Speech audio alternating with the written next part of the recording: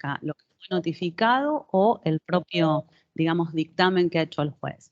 Y en este sentido, el código también prevé que sí, que se va a dar validez, digamos, la notificación tiene que ver con lo que se ha volcado en ese acta, porque si no, la persona no pudiera conocer. Sí se puede subsanar, si es un error fundamental, obviamente volver a realizar esa notificación, ¿sí? Porque obviamente lo que se quiere es preservar y las personas, ni hablar con esto de poder enterarse de lo que pasa a lo largo del proceso. Tanto el imputado como hoy por hoy la víctima, que tiene esta trascendencia por la ley de víctimas que en el año 2020 fue sancionada. Entonces, tenemos en cuenta que esto de los actos procesales tiene que ver con una acción humana que va a ser cumplida durante el procedimiento, ¿sí? Esto en un sentido amplio. Tiene que ver con una acción, pero también puede tratarse de una omisión cuando la ley marca que, por ejemplo, la parte tiene un deber procesal. Ejemplo de esto, cuando, por ejemplo, el acusador privado no se presenta al debate oral, ¿sí? Va a perder la posibilidad entonces de formular sus pretensiones. El fiscal, obviamente, que es un delito de acción pública, tiene que estar y va a comparecer, pero digo, si el particular damnificado, por ejemplo, no se presenta, no va a poder después decir, no sé, reclamar alguna situación. Entonces, todas estas condiciones es importante, y esto lo trata el título quinto del capítulo 3, las condiciones de validez entonces de estos actos. Por otra parte, vemos que son expresiones de voluntad, ¿sí? de quienes intervienen, y por eso tienen que estar libres de errores. Esto, como me he referido a la notificación, es decir, no podemos dejar pasar si se advierte el error, digamos, si hay que subsanarlo. En algunos casos, sí, pueden y reeditarse. En otros, ya la doctora Villones les va a explicar en relación a las nulidades, cuando se trata de nulidades absolutas o de afectaciones, va a haber, digamos, no van a poder reeditarse en sí, ¿sí? Entonces, por eso es fundamental que se cumplan con las formas que el código establece. Luego también son actos que tienen que ser libres de coacción, es decir, de violencia o intimidación, como cualquier acto, digamos, válido, y también va a excluir la falsedad, ¿sí? Si son instrumentos públicos, como por ejemplo sabemos las actas de prevención policial, donde ahí la policía cuando llega al lugar del hecho vuelca, digamos, por lo que recaba en el lugar, por los testigos y los policías intervinientes, lo que ha sucedido, allí también debe plasmarse entonces qué día ocurre, a qué hora, quiénes participan, los datos personales de estas personas que toman intervención para poder ser identificadas luego, volcar el número de DNI de quienes, digamos, aparecen entonces en las actas para que después no se susciten errores, poner los domicilios. En el caso de si hay personas imputadas es muy valioso consignar cómo se encuentran vestidas y ciertas características, por ejemplo, si presentan alguna lesión o no, porque esto después a lo largo del proceso vamos a ver qué importancia tiene si queremos acreditar un ilícito. Y obviamente las firmas de los testigos de actuación, ¿sí? Esto es central, ni que hablar cuando hay secuestro de elementos o requisas personales, porque la ley manda, y esto por una garantía también constitucional, que se haga con testigos de actuación, ¿sí? Si no se pueden hallar testigos, que muchas veces por el horario, por la zona en sí y demás, la policía va a volcar y va a explicar que no pudieron hallar entonces estos testigos, pero eso se debe consignar en el acta. Si hay personas que no saben leer y demás, se debe volcar esto y se leerá en voz alta y se debe consignar que hay personas que quizás tengan una cuestión de analfabetismo, pero eso debe también volcarse. Entonces, es preciso estar a estos detalles que marca la ley en el artículo 117, 119, 18, 19 y 20, ahí va a estar especificado entonces qué requisitos debe tener un acta, ¿sí? Ni hablar cuando se secuestran elementos, detallar, por ejemplo, si es un arma, qué arma es, el número de serie, cómo fue encontrada, si tiene alguna particularidad. A veces, por ejemplo, la empuñadura tiene cierta cinta adhesiva que hace, no sé, quizás después se recaba que un testigo, digamos, o la víctima la ha visto. Entonces, es importante volcar todos estos elementos. Sobre todo, digamos, lo va a hacer la policía con las actas que inician por prevención, pero un actuario, digamos, cuando vuelca cuestiones o secuestran algún elemento, por ejemplo, en sede judicial o de la fiscalía, es importante que tome en cuenta estos detalles. Por otra parte, voy a hablar también de la legitimación, es decir, el código va a hablar que ciertos actos, y esto ya he hecho referencia cuando hablé de la requisitoria de elevación a juicio, los pueden hacer determinados sujetos procesales, ¿sí? Una orden de requisa la va a disponer el juez de garantías, si es que no es algo urgente, porque hay excepciones que después las veremos la próxima clase, en torno a cuestiones de urgencia que no necesitan entonces por la premura y demás o por peligro que puedan correr las personas que están allí, se debe practicar en el momento. Pero como digo, la legitimación la da el rol. El juez debe actuar cuando, o sea, se le va a requerir a él, por ejemplo, una orden de allanamiento, ¿sí? Aquí si no se conculcarían garantías constitucionales. Por otra parte, también tiene que ver con la capacidad. Por ejemplo, el artículo 120 habla de qué personas pueden ser testigos de actuación. Entonces, si la persona tiene más de 16 años, podrá ser testigo. Ahora, no vamos a traer como testigo de actuación a un menor de 13 años, ¿sí? Entonces, eso lo marca la ley. También la ley dice, habla de demencia, habla de personas con alteración de sus facultades. No vamos a consignar, digamos, justamente la policía a buscar a una persona que aprecia que está en estado de ebriedad, ¿sí? Entonces es importante tomar en cuenta estos parámetros e ir al código, que es, digamos, el código es como la guía o quien va a dar, digamos, de acuerdo a cada acto, como ser, por ejemplo, un acta de procedimiento o una requisitoria de elevación a juicio u otro tipo de resoluciones, las pautas que hay que tener en cuenta y que se deben respetar. Bueno, luego con relación a las formas, es esto, ¿sí? Las formas de modo, tiempo, lugar, las va a mencionar la ley.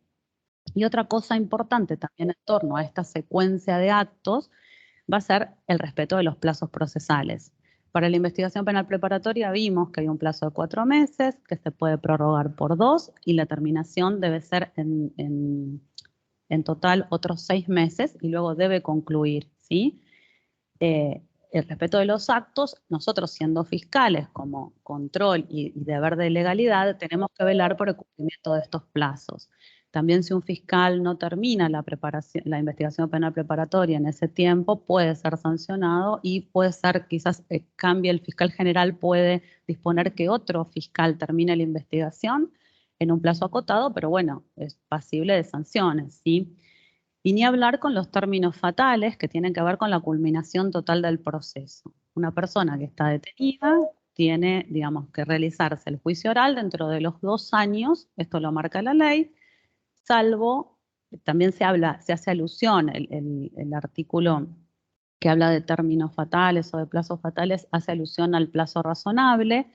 Yo les dejé que se los diga Juan un fallo, que es el fallo Espíndola del año 2019, donde ahí la Corte de Nación hace todo digamos, en ese fallo trata el tema del plazo razonable, porque cualquier persona sometida a proceso tiene derecho a que, digamos, ese estado de incertidumbre, de no saber qué decisión, digamos, a qué decisión se va a arribar finalmente, sea despejado en el menor tiempo posible.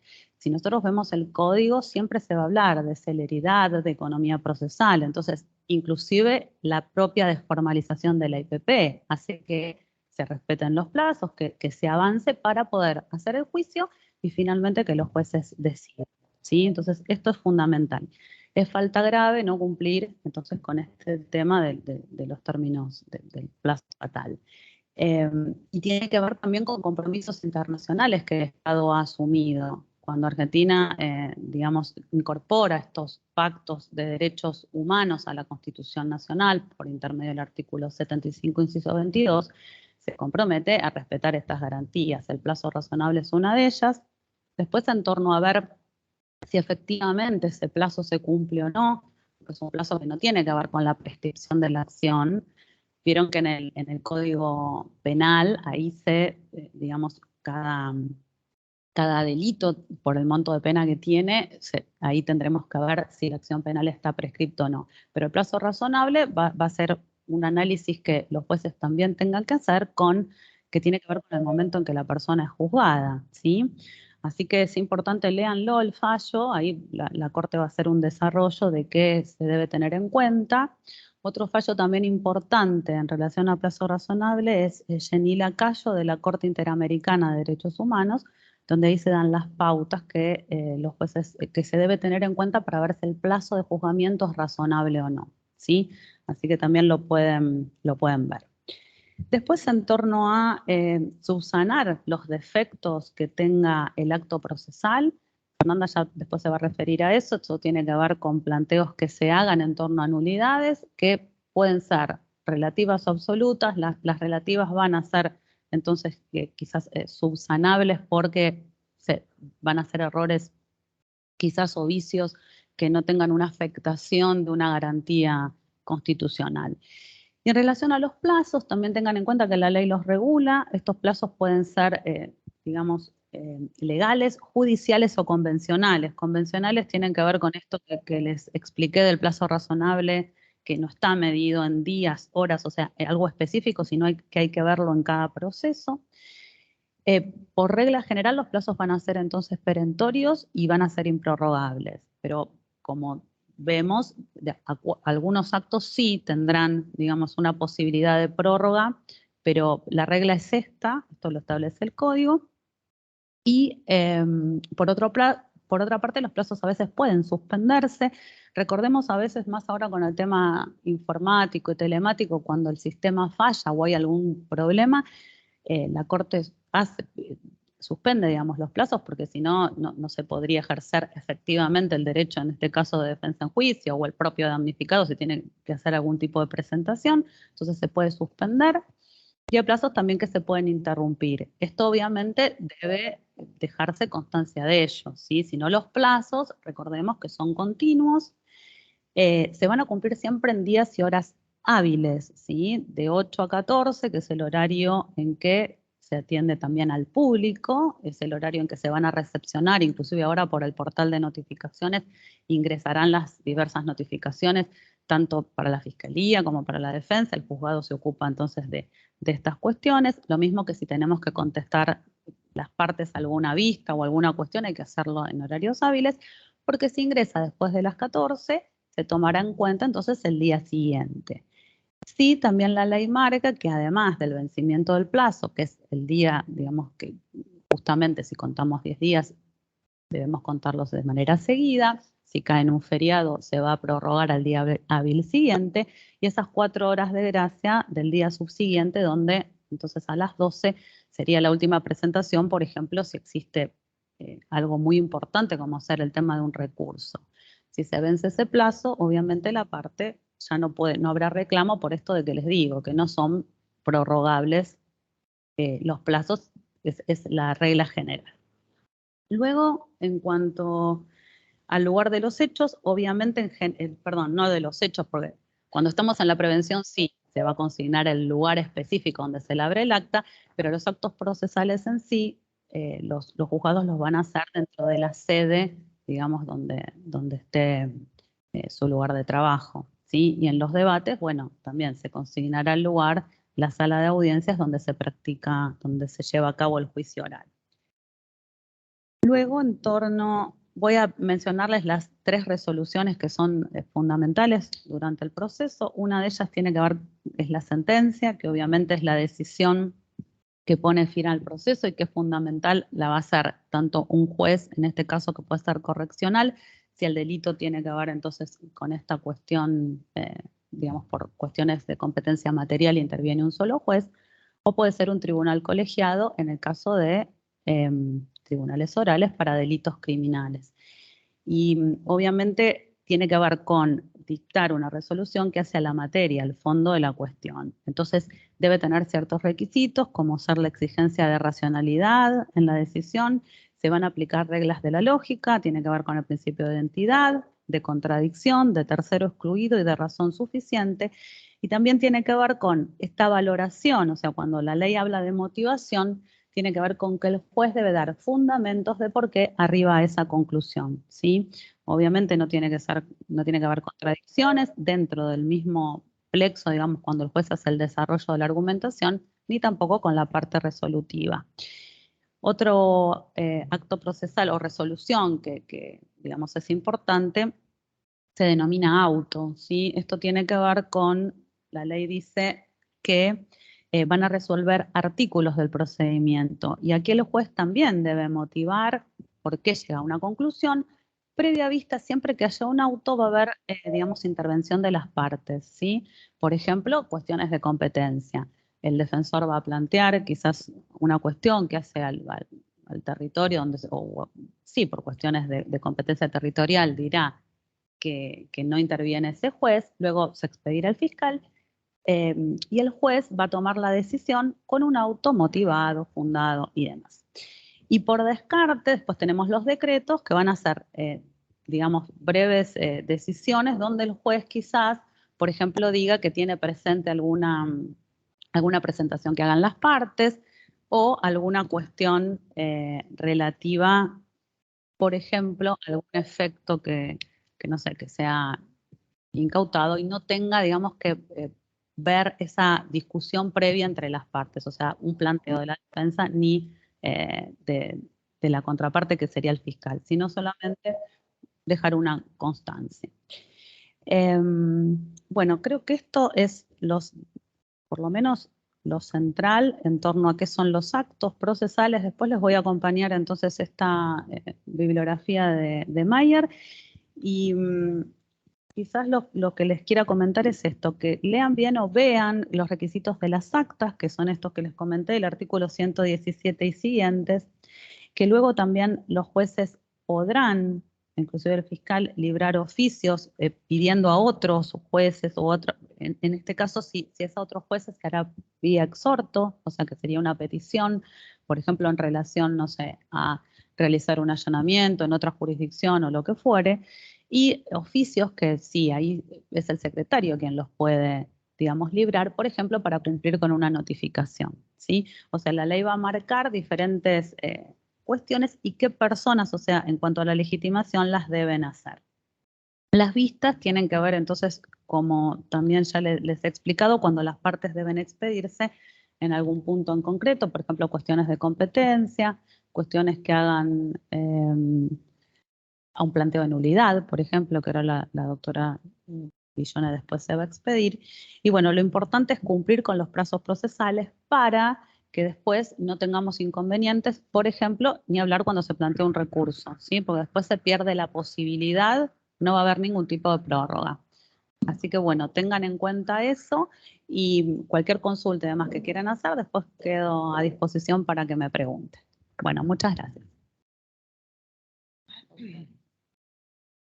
Buenas tardes. Disculpen la demora, pero estoy desde turno y se me complicó.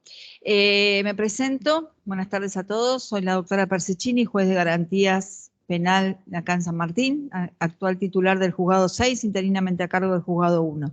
Buenas tardes, doctora. El tema que voy a tratar es el de las medidas de coerción que se dictan por parte del juzgado de garantías, establecidas en el artículo, la prerrogativa está establecida en el artículo 23 del Código de Procedimiento Penal. ¿Cómo? Hola, hola. ¿Me escucha, doctora? Para vos, pero no sé, es para una pregunta para mí, porque eso lo hacemos al final, ¿sí? Sí, doctora. ¿Me repite el fallo ese del El plazo fallo que les voy a razonable? pasar se llama Espíndola. ¿Cómo? Es un fallo de la Corte Suprema, Espíndola. Se los va a pasar. Gracias, doctora. Espectacular. Gracias, gracias. Bueno, de nada.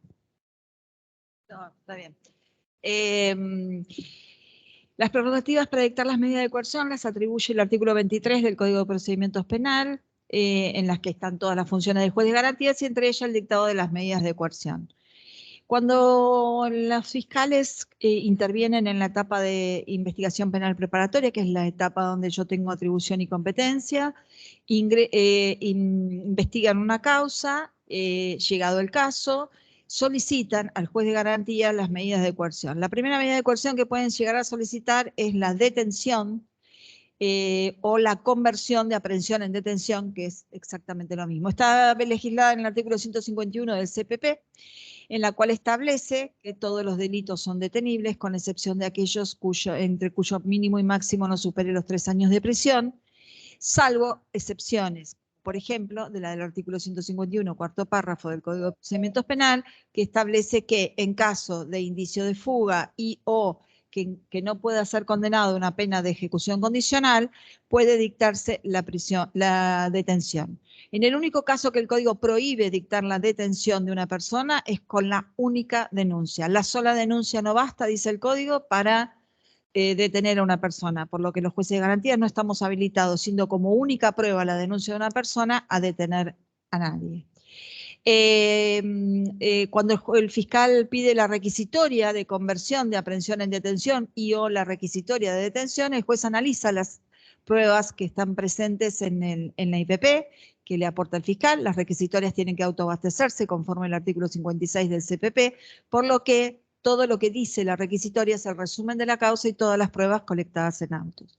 Si el juez considerara de garantías que no están plenamente acreditados ni la materialidad del ilícito y o la autoría del imputado cuya detención se pide, obviamente no hará lugar a la medida de coerción y no dictará la detención.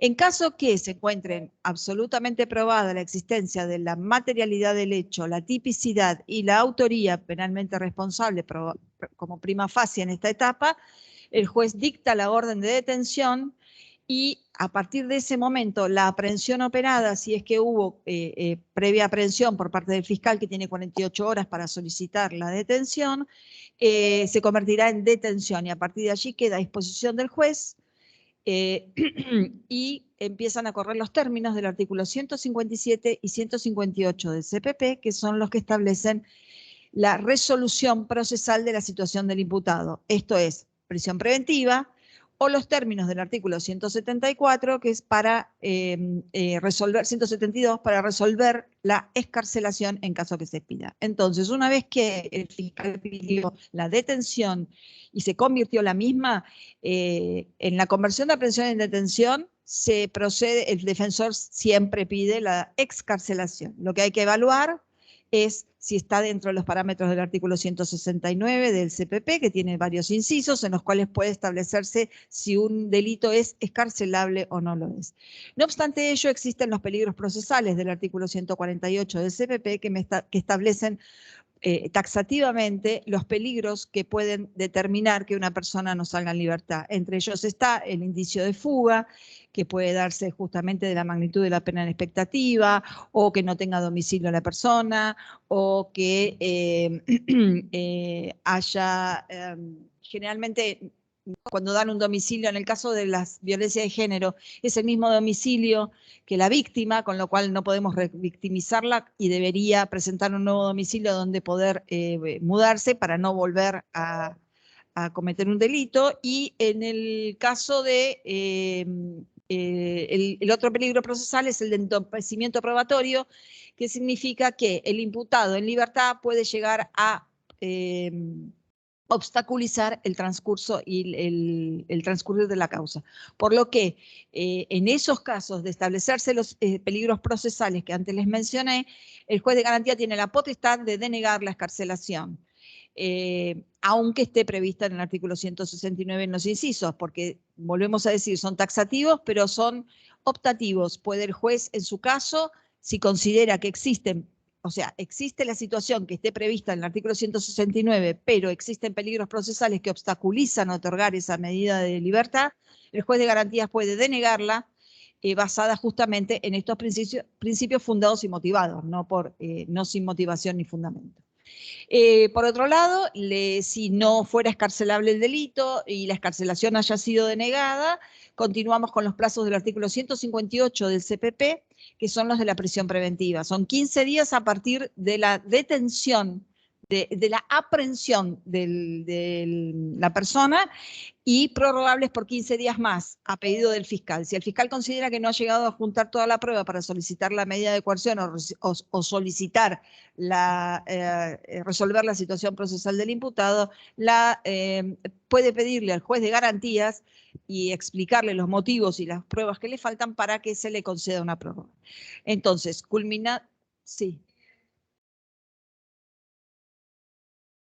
No hay plazos para presentar la excarcelación. La excarcelación se puede presentar en cualquier momento del proceso dentro de la IPP, obviamente, en que intervenimos los jueces de garantía, en cualquier momento, en la etapa de juicio oral también, pero le hablo de la etapa de garantías, en cualquier momento del proceso. Si estuviera la persona con prisión preventiva, el plazo para resolver son 24 horas. Y si fuera que todavía no está dictada la prisión preventiva, tenés 5 días para resolverlo, artículo 174 del CPP. Lo único que la diferencia con la exhibición de prisión, por si cabe, que hay veces que se confunden estos términos, es que la excarcelación solo puede ser pedida por las partes, artículo 172 del CPP, mientras que la exhibición de prisión la puede pedir cualquiera, en nombre del eximido, del que se pide la exhibición, o un tercero. Pero la excarcelación no la puede pedir ninguno que no sea parte en el proceso, o el defensor o el imputado, pero nadie más que no sea parte. Pasamos a la etapa de la prisión preventiva. La prisión preventiva, el juez tiene que analizar si existen pruebas, primero si está acreditada la materialidad del delito, para ello se enumeran una tras una dentro de la resolución de prisión preventiva, se enumeran una tras una todos los elementos que ha colectado el fiscal. Se analizan y se hace una relación circunstanciada del hecho, que es el relato del hecho, que dentro de las previsiones del artículo 157 debe estar establecido la existencia del hecho, la autoría, la materialidad y los peligros procesales. Hay que cumplir con todos esos requisitos para que la prisión preventiva sea válida y no puedan ulteriores nulidades modificarla. Una vez que se dicta la relación circunstanciada del hecho, el juez debe tipificar la conducta. A veces coincide con el fiscal, a veces no. Lo que no puede hacer el juez de garantía, ya he sido varias veces reprendida por la Cámara por ello, es cambiar la calificación agravando la situación del defendido. Si yo no estuviera de acuerdo con la calificación fiscal, puedo dejar a salvo mi opinión, pero no puedo modificarla. En perjuicio del imputado. Si fuera en beneficio y la calificación fuera más leve, sí, obviamente. Pero en perjuicio no, solo dejar a salvo la opinión y porque el titular de la acción es quien dirige la acción y si ellos no están de acuerdo con la calificación, pueden no compartirla y continuar a juicio con su propia calificación. Lo otro que se debe analizar son las pruebas y los elementos que alegó el fiscal hasta esta etapa para acreditar la autoría penalmente responsable del imputado. Se enumeran una por una, si prestó declaración debe ponerse todos los elementos que él mismo aportó, si se negó a declarar no hace falta.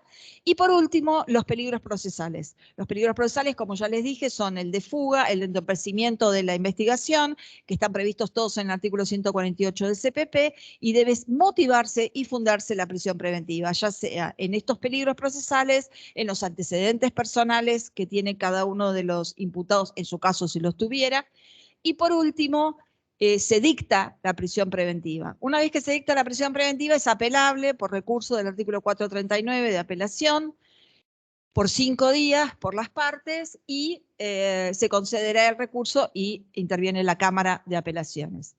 En el caso que se presente un habeas corpus, no una apelación, un habeas corpus contra la prisión preventiva, que las partes lo presenten, solo resuelve la Cámara como única instancia. Eso está previsto en el artículo 405 del CPP. Por último, cuando terminamos con la prisión preventiva, el fiscal tiene el artículo, como dijo la doctora, la duración de la IPP del artículo 282 del CPP, que tiene 4 meses prorrogables por hasta 6 meses, 2 meses y 6 meses, o total 1 año, para terminar la IPP, la instrucción y elevarla a juicio o pedir el sobreseimiento.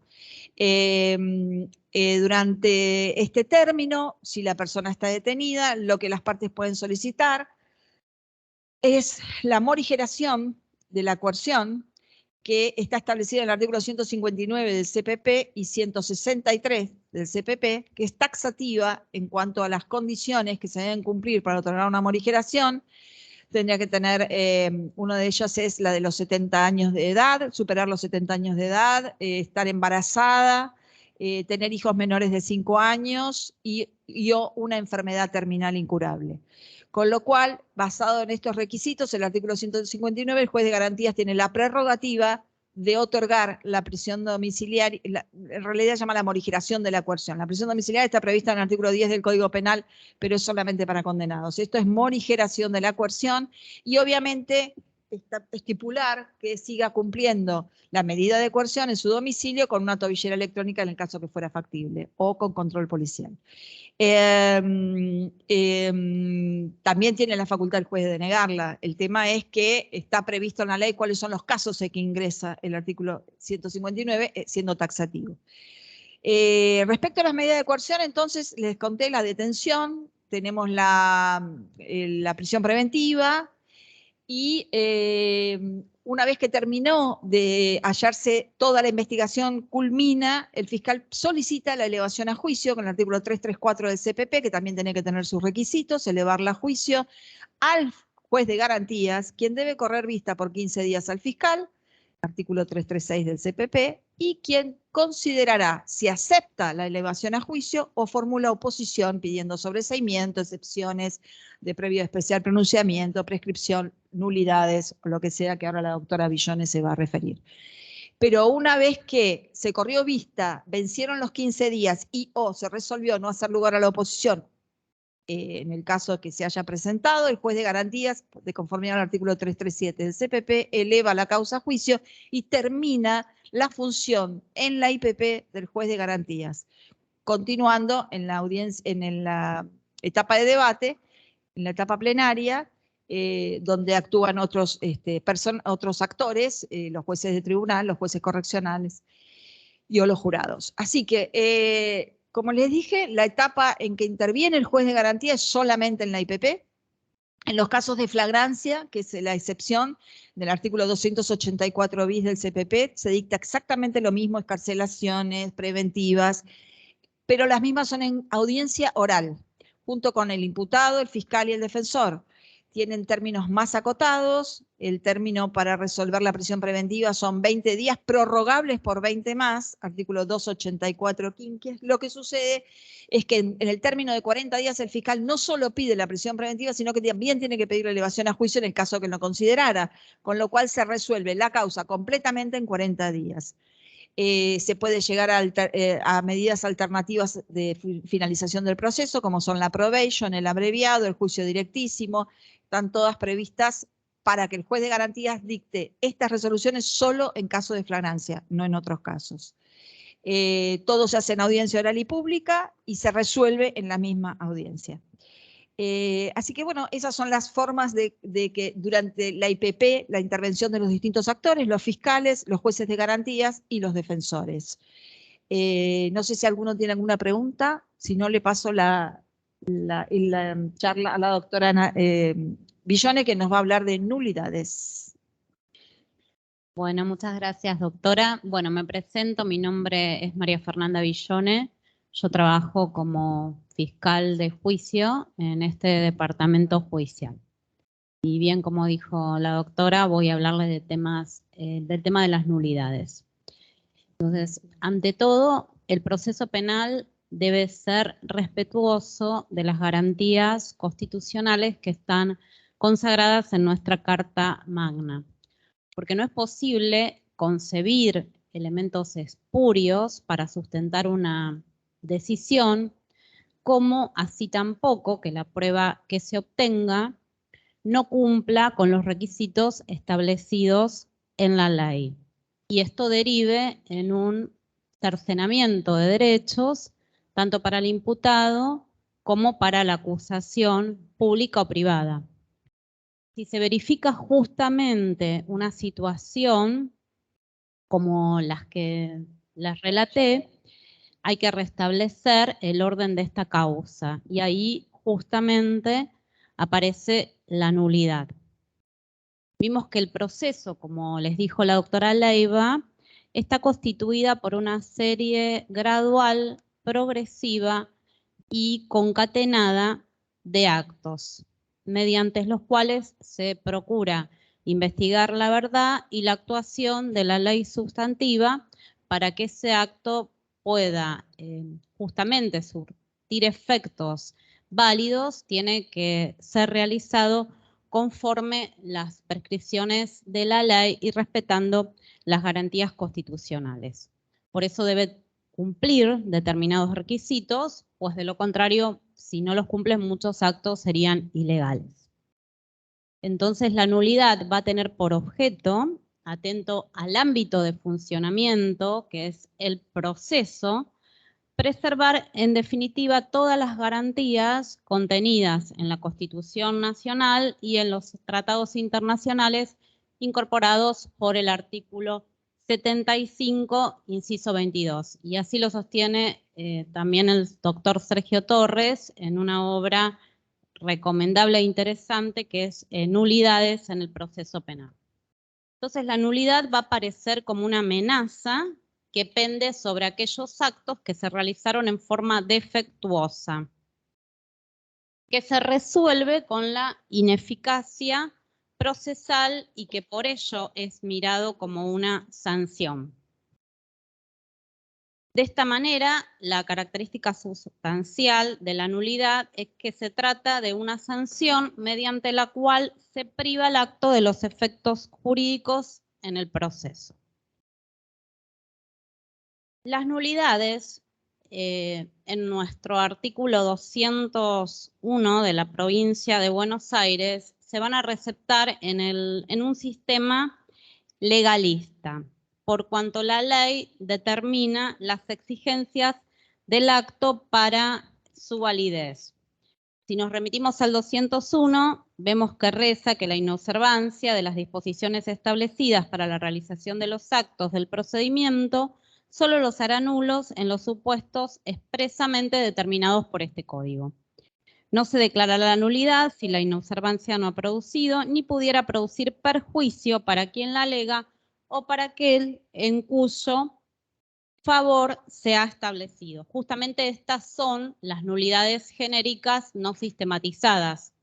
En el 202 sí tenemos las nulidades genéricas sistematizadas que se refieren justamente a las disposiciones, al nombramiento, la capacidad, la constitución del juez o tribunal, a la intervención del Ministerio Público Fiscal, a la asistencia y representación del imputado y a la asistencia, representación de las partes civiles en los casos que este código lo establezca. Las nulidades se van a clasificar en expresas y virtuales, implícitas o tácitas. La nulidad expresa es cuando se observan las formas, no se observan las formas para la materialización del acto procesal que determina la ley. Y la nulidad va a ser implícita, virtual o tácita cuando no estando prevista en la norma procesal específica o genérica, es la consecuencia justamente de un incumplimiento de las formas impuestas por el orden jurídico. O sea, no van a existir más nulidades que las consagradas por el orden jurídico. También tenemos las nulidades específicas y las genéricas, que hacen, las específicas van a ser a la regulación de un solo acto. Y las genéricas van a concernir al conjunto de los actos. Con respecto a las nulidades absolutas, la Corte Suprema de la Nación, en las causas Napoli, que es del 5 de marzo del 96, y Fernández, del 20 de agosto del 96, que después esos fallos se los voy a alcanzar, habla expresamente de nulidades absolutas. Justamente en tales casos estaba en juego el derecho de defensa en juicio. No a tener sino la posibilidad, acá no está hablando de una asistencia técnica, sino que justamente lo que se estaba violando era la defensa en juicio del imputado, porque en concreto había que impugnar una sentencia por vía de la casación. De modo que en estos casos el imputado no contó con la defensa técnica a la hora de recurrir. La Corte pone de manifiesto tal situación como lesiva de la garantía de la defensa en juicio e invalida todos los actos procesales, a fin de lograr que el imputado tuviera una efectiva defensa técnica. Hay dos puntos en el caso Fernández de interés que la Corte expresa. Primero dice que si bien la doctrina del tribunal es que las sentencias deben limitarse a lo peticionado por las partes en el recurso extraordinario, constituye un requisito previo emanado de la función jurisdiccional el control, aún de oficio, del desarrollo del procedimiento cuando se encuentran justamente involucrados aspectos que atañen al orden público. Acá se advierte la importancia de controlar de oficio la regularidad del procedimiento porque está en juego justamente el ordenamiento jurídico. Por otro lado, la Corte vincula la idea de nulidad absoluta justamente a la idea de orden público.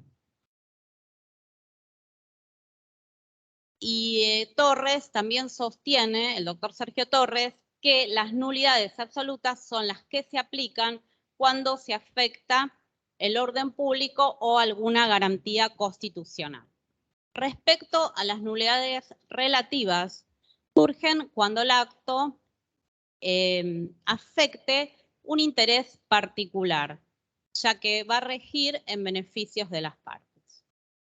Los caracteres que tienen las nulidades absolutas deben ser declaradas de oficio y pueden serlo en cualquier estado del proceso. Pueden ser planteadas por cualquiera de las partes y no son convalidables o subsanables. Respecto a las nulidades relativas, no pueden ser declaradas de oficio, no pueden ser planteadas por quien las haya provocado y solo pueden pedirlas que tenga interés y no van a ser subsanables.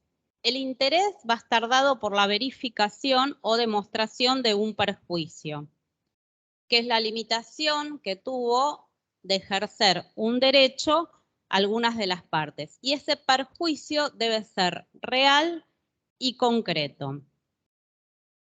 Bueno, por otro lado, tenemos que la nulidad es un remedio excepcional y rigen respecto de ellos los principios de conservación y trascendencia. Navarro y Daray dicen que no se debe declarar la nulidad si el vicio de acto, por ejemplo, no ha impedido lograr la finalidad, que ahí nos estaríamos refiriendo al principio de conservación. Y si no media un interés jurídico que reparar, que sería el principio de trascendencia. Lo cierto es que las nulidades por sí no es que tienen por finalidad satisfacer los pruritos formales de las partes, sino subsanar los perjuicios efectivos que suponen restricciones a las garantías a que tiene derecho todo litigante. Bueno, las nulidades absolutas no son convalidables o subsanables, si resultan ser subsanables las nulidades relativas, que va a operar por caducidad su convalidación, y el artículo 206, justamente 205, que las nulidades pueden ser articuladas bajo sanción de caducidad, las de investigación penal preparatoria, durante la investigación penal preparatoria, las producidas en los actos preliminares del juicio hasta inmediatamente después de abierto el debate, y las producidas durante el debate al cumplirse el acto o inmediatamente después, y las producidas durante la tramitación de un recurso hasta inmediatamente después de abierta la audiencia, en el memorial o en el escrito de la reposición, de la fundamentación, perdón. Los efectos de las nulidades es, en la nulidad absoluta se extirpa del proceso ese acto y no obstante ello, por haber sido ingresado, ¿no?, ilegalmente, y no obstante ello, todas sus ramificaciones. Por ejemplo, la nulidad de una declaración a tenor del 308 va a acarrear la nulidad de la prisión preventiva que se dictó y consecuentemente de la requisitoria de elevación a juicio y del acto que así lo disponga. Con respecto a las nulidades de los actos posteriores, estas van a operar ipso iure sin necesidad de que se declare en forma expresa y directa. Con respecto a los actos anteriores o contemporáneos, el precepto dispone que la declaración sea expresa por el tribunal para evitar todo tipo de confusión. Por ejemplo, actos anteriores, se cita que la sentencia acarreará la necesidad, por ejemplo, de renovar el debate, porque no podrán dictar la nueva sentencia al tribunal que no participó en ese, justamente en ese debate. Y contemporánea se va a referir a, por ejemplo, a una requisa personal practicada durante un registro domiciliario que fue invalidado porque no tenía una orden judicial. Cuando la nulidad la declare el tribunal, puede ordenar la renovación, ratificación o rectificación de los actos anulados. Para renovar el acto, se lo rehace, para rectificarlo, se lo corrige. Y puede existir la posibilidad de renovación o rectificación y es un deber del tribunal disponerla. Por ejemplo, quizás no podríamos renovar o rectificar un acto respecto de una pericia que se ha agotado el material, pero sí podríamos renovar una declaración a tenor del 308. Bueno, eso con respecto a las nulidades. Si quieren hacer una pregunta, estamos a su disposición.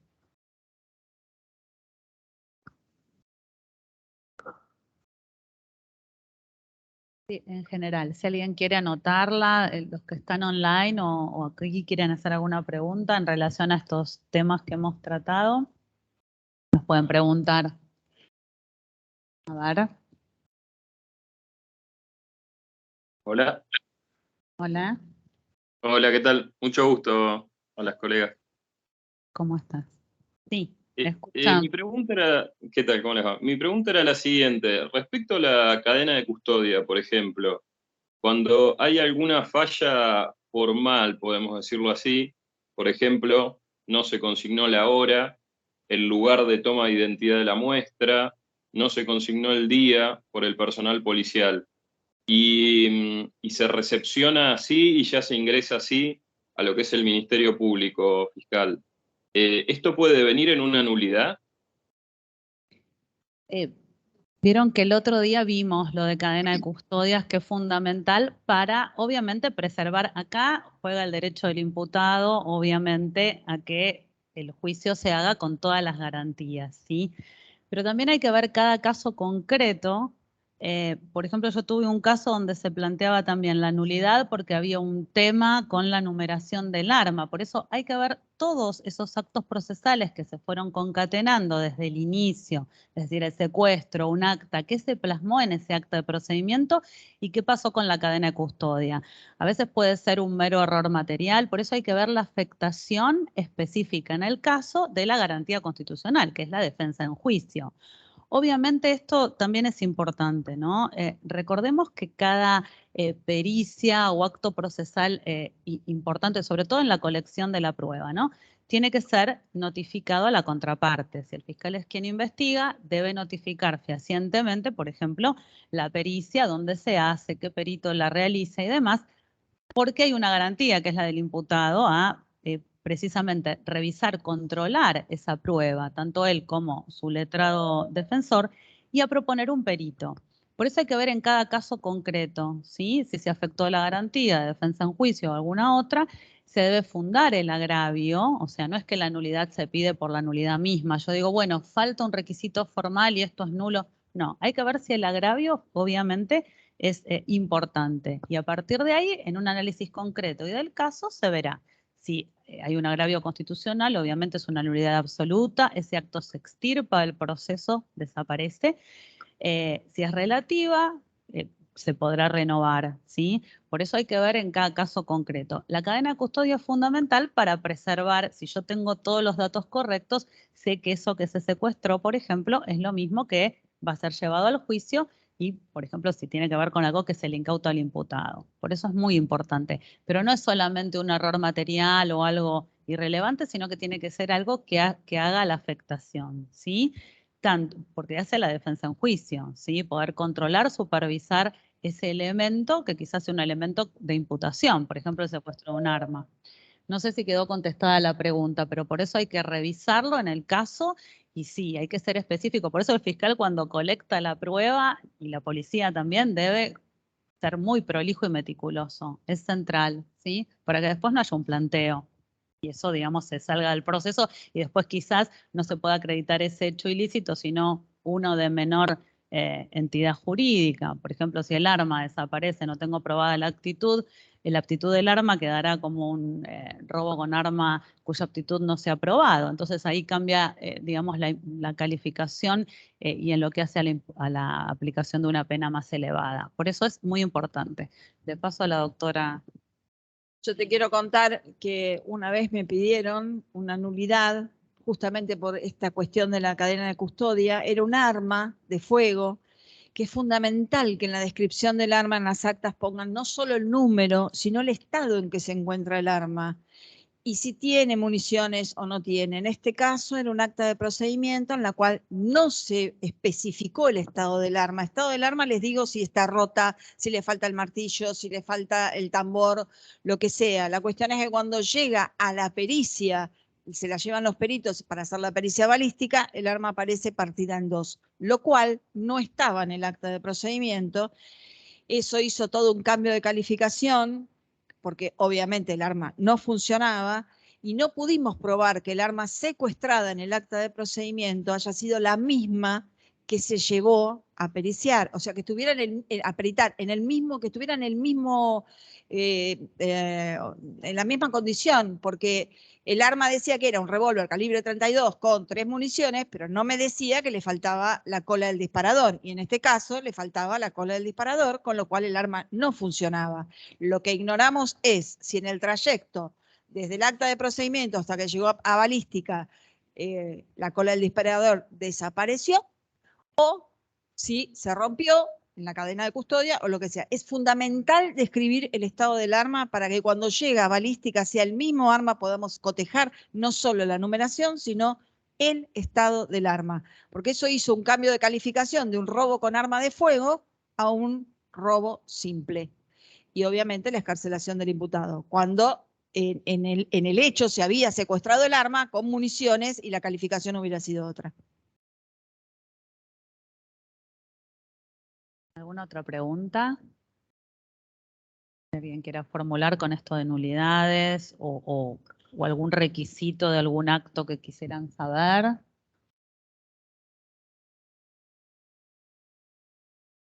¿Alguien más? ¿No? Bueno, si después tienen preguntas para la próxima clase, que también vamos a hablar justamente de medios de prueba y que obviamente cómo se colectan estas pruebas y qué hace a las garantías para la validez, pueden después preguntar también por esto. ¿Sí? Gracias por su atención. Bueno, muchas gracias. Gracias.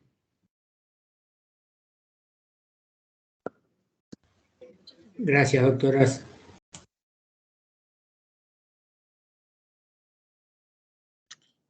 Muchas gracias, doctoras. Muchas gracias.